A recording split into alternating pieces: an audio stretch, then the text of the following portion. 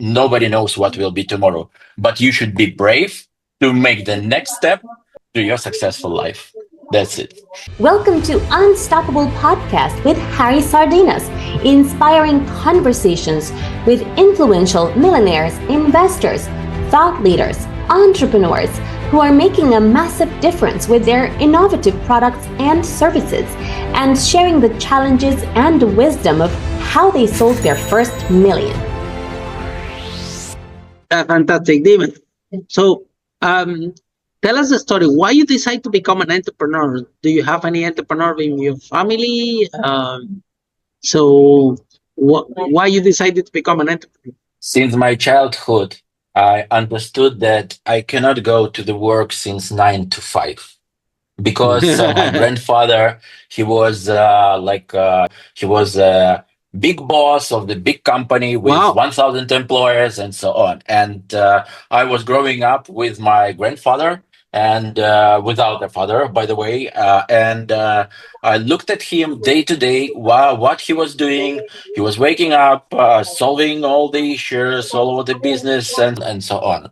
At the age of 14, it was, I remember right now, it was like a weekend, and he took me and he said, "Do you see this tree?" I said, "Yes." What can you do with this tree? I said, I can lie down and chill under the tree or something like that. He said, "No, you should see this tree as a value and try to convert this one into the money. How can you do this one? We have collected plums, went to the nearest bus station, Wow. and tried to sell it. Yes, with his help, we sold it in 15 minutes. Wow. Because he told me, you should find the proper place. It was a bus station. You should find the proper time. It was the time when people were going back from their work, and you should get the proper price. The price was very low because it was an experiment. He wanted me to show how it works, and he did well. It was at the age of 14. He he taught me how to get money from the tree, and that was an incredible experience. Wow, Since really that, I powerful. understood that. Really Yes, since powerful, that, right? exactly. Since Wow. that, I understood that I want to be entrepreneur. I want to convert You should be something. grateful of your life for what he taught you, Ex- you see, because ex- no all us entrepreneurs, we have a role model to look at. Nothing wrong, but for example, my parents are teachers, see. So they couldn't never taught me what your grandfather told you about. Look, I'll show you how to make money out of a product, yeah. yeah. So I had to find out this in other ways. So you got inspired. So how's your grandfather when he actually find out that you decided to have your own business? He's happy? He's not happy?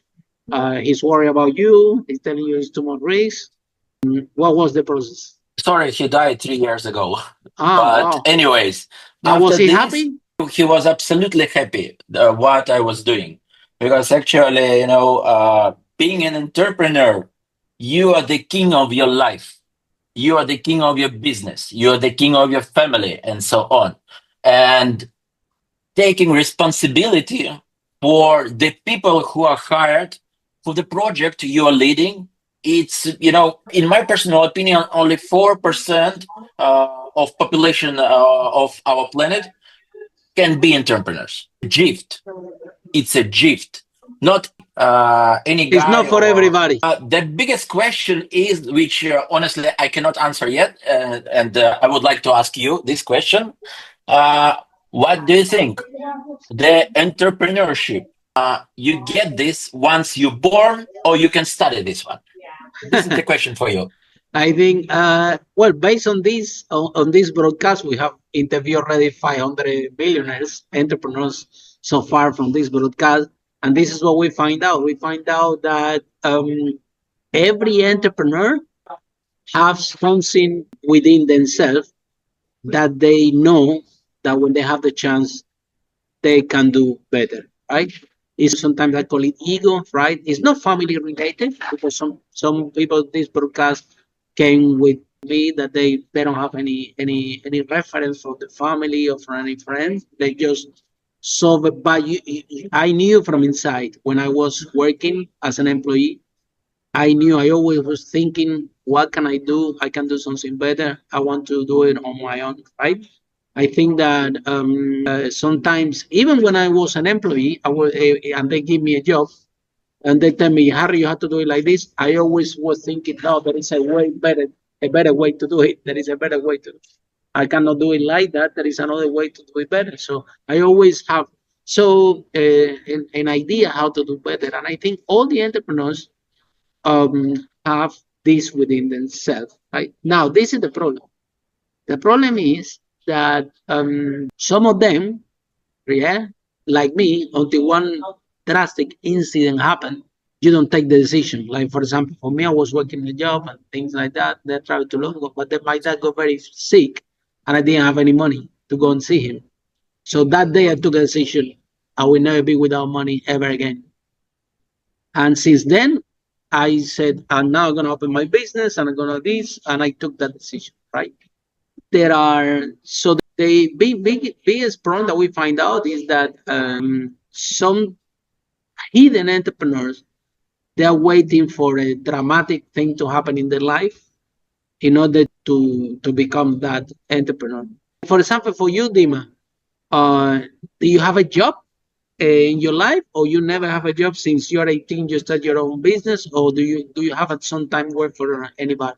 I try sometimes, You try but sometimes, yeah. You see, same like yeah, me. You try, you go there, yeah. but you don't fit. Just I gave a chance. I gave a chance. Yeah, you don't For fit. sure. That's what happened with me as well. So at the end of the day, entrepreneurs are unemployable. And the other day somebody told me, Harry, send me a CV. I said, what CV? Like CV is founder, founder, founder, founder. That's the only thing that my CV says. There is nothing else. We need CV I only mean, for bank account opening. yeah.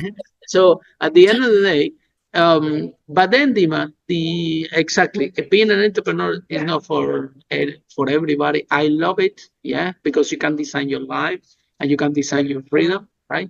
Now it comes a lot of. I always said being an entrepreneur is a skill. The more you practice, the better you become.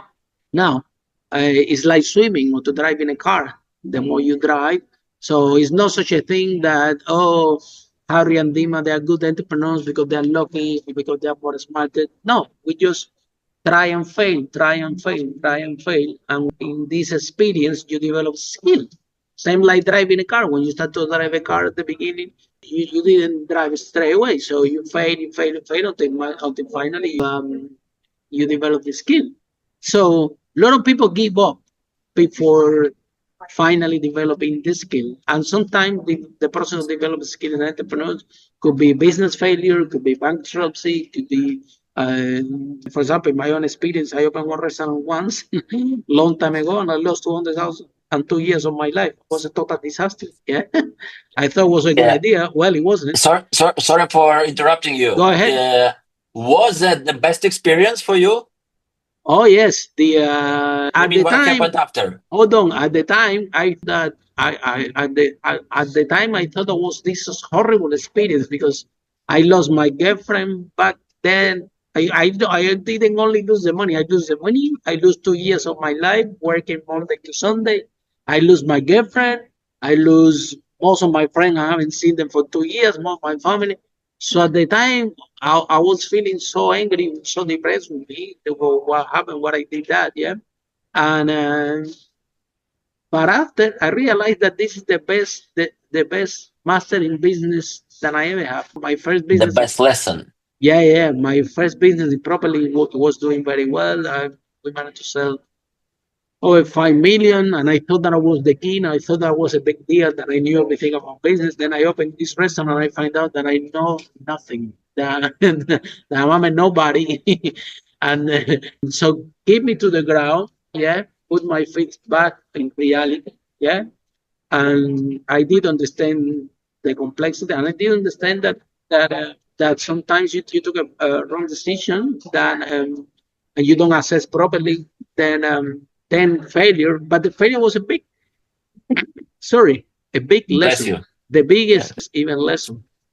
Even in this broadcast, you have people that we interview here. They make millions, lose it, millions, lose it, millions, lose it, until finally they crack the code. And so, Dima, you overcome adversity, because I never found anybody yet, or 500 million that we entrepreneur here, that told me, Harry, I made my business, and since day one, everything was amazing. I make a lot of money. Everything worked perfectly. I never have a challenge. Yet I haven't found any entrepreneur to tell me this story.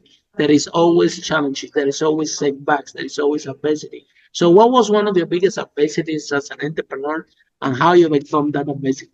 Before I start answering your question, I would like to share with you and with your my formula of success. Yes, it's a very loud name, but I would like to share it with you. In my Thank personal you for opinion, sharing. We are grateful that you're sharing it. Come on, go thank for you so it. much. Thank you. Yes, due to my experience and due to all the stuff which happened in my life, those challenges and so on, I understood that for successful entrepreneurs, you should have only two skills, okay? Two main skills. Maybe in a couple of years, I will be listening this podcast and will be thinking, Dima, how wrong you are. But anyways, today I think that this one is good. So it looks like entrepreneur success is working under pressure plus tolerance to ambiguity. So you mentioned that a lot of challenges, so every day you're going to 1 million zero, 1 million zero, and so on. This is working under pressure. You will have a lot of problems. Yeah, your girlfriend left, your employers left, you have, zero cash flow, or many, but you have to continue. You have to do what you have to do. And this one is working under pressure. If you're facing the first challenges and say, oh, no, to 9 to 5, work 5 days a week, and on the weekend go to the parents. That's it. You are of challenge. That's it. And the another thing is tolerance to ambiguity. It's like jumping in a black water. And during your jump, you have to combine different details and to create, for example, a plane or maybe a car or something like that. You don't know what will be tomorrow. You don't know how the market will be tomorrow, how the will work tomorrow, and so on.